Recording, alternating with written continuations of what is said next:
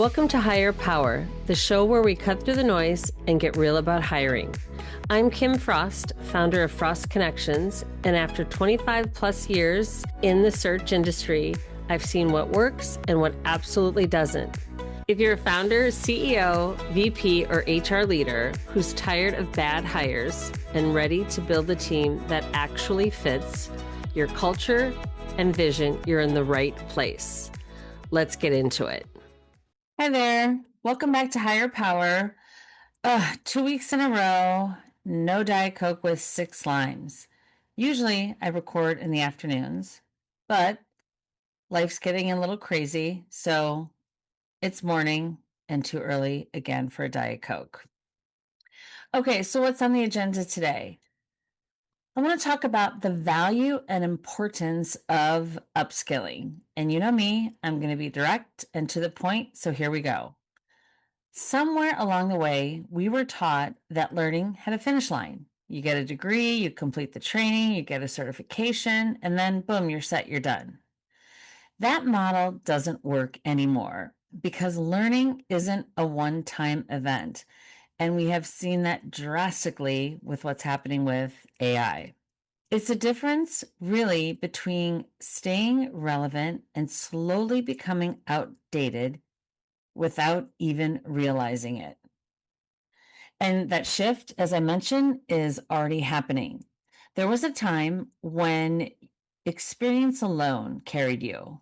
You put in the years, built in your expertise, and that created stability. That's changed. Not because experience doesn't matter, it absolutely does. But this is because the environment around that experience is evolving faster than ever. According to the World Economic Forum, 44% of core job skills are expected to change within the next 5 years. That is crazy. LinkedIn reports that skills required for jobs have already shifted by about 25% since 2015. And with the advent of AI, we're on track to have our job, the skills needed, to be changed by 50% in the next 4 years. So think about that. Half of what makes someone effective in their role is changing within a decade. So, what does this look like in real life? I see this play out all the time. 2 people, similar backgrounds, similar experience. One is still operating the way they did 5 years ago. The other has sharpened how they think, updated how they solve problems, adopted better tools where it makes sense. And yes, this is about our friend AI, but it's not the whole story. So, what's the difference? One is maintaining, the other is expanding, and it shows. Who gets pulled into bigger conversations? Who gets tapped for leadership opportunities? Who's seen as future ready? It's consistent. Where this goes sideways, here's what people trip themselves up. They think upskilling means taking a course, attending a workshop, reading a book. Then they go right back to working the same way. That's not upskilling. That is exposure. Upskilling only counts if behavior changes. If how you think, decide, communicate, or execute doesn't shift, what's changed? And this isn't about doing more. Most people hear upskill and think, great, one more thing. That's not it. Upskilling is about working better, not just adding more. It's about tightening where you're inefficient, where you're outdated, where you're defaulting to habits instead of effectiveness. Yes, AI is part of this, but it's not the whole story. You can't ignore AI. It's here, it's useful, and it's changing how work gets done. Absolutely. But let's keep this in perspective. AI is a tool. Upskilling is a mindset. If you chase every tool, you'll always feel behind. And I see that now more than ever, even with myself. There are so many tools out there. I could spend 40 hours a week just learning and researching all the tools. If you build the muscle of learning, adapting, and applying, you'll stay relevant no matter what changes. The business case. This isn't just personal, it impacts results. Research from Deloitte shows that organizations with strong learning cultures are 92% more likely to innovate and 52% more productive. That is performance, not theory. So, how do we make this practical? Here I go. Pen and paper here. 1, run a real skill audit. Ask yourself, what got me here? What still matters? Where am I behind? No fluff, just honest answers.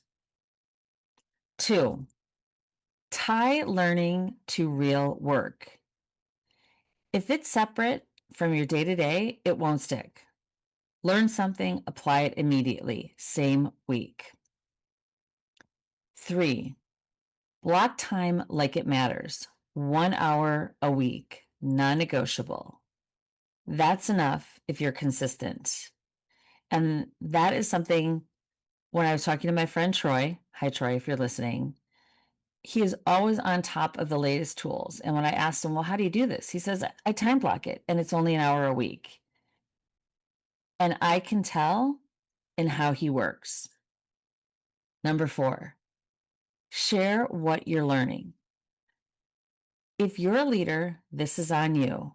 Create space for your team to try things, share what works, learn from each other. That's how it compounds. Number 5, measure the right things. Don't measure activity. Measure speed, quality, better decisions. That's where you'll see the impact.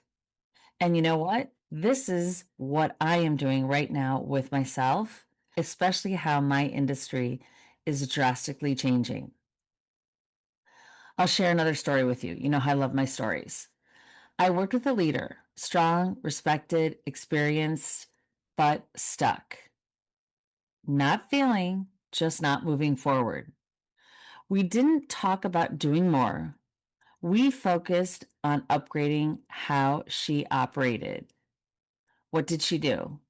She tightened how she prepared, improved how she communicated, used better tools and frameworks.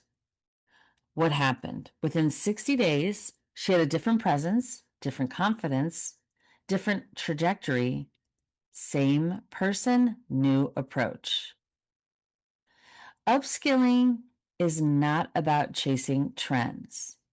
It's about staying sharp enough to keep contributing at a high level. Because, as we see right now, expectations are rising more now than ever. The pace is absolutely faster. And the people who keep growing, even incrementally, are the ones who keep getting pulled forward. Let me close with this. The people who win aren't the ones who know the most. They're the ones that keep evolving. That's it for this episode of Higher Power. If you're ready to hire smarter, connect with me at frostconnections.com or at LinkedIn at Kim Frost. And if you've got something to say about today's episode, follow the show and share it with someone who needs to hear it. Until next time, hire smart, lead better, and remember, how you hire is who you become. See you next week. No fluff, just better hires.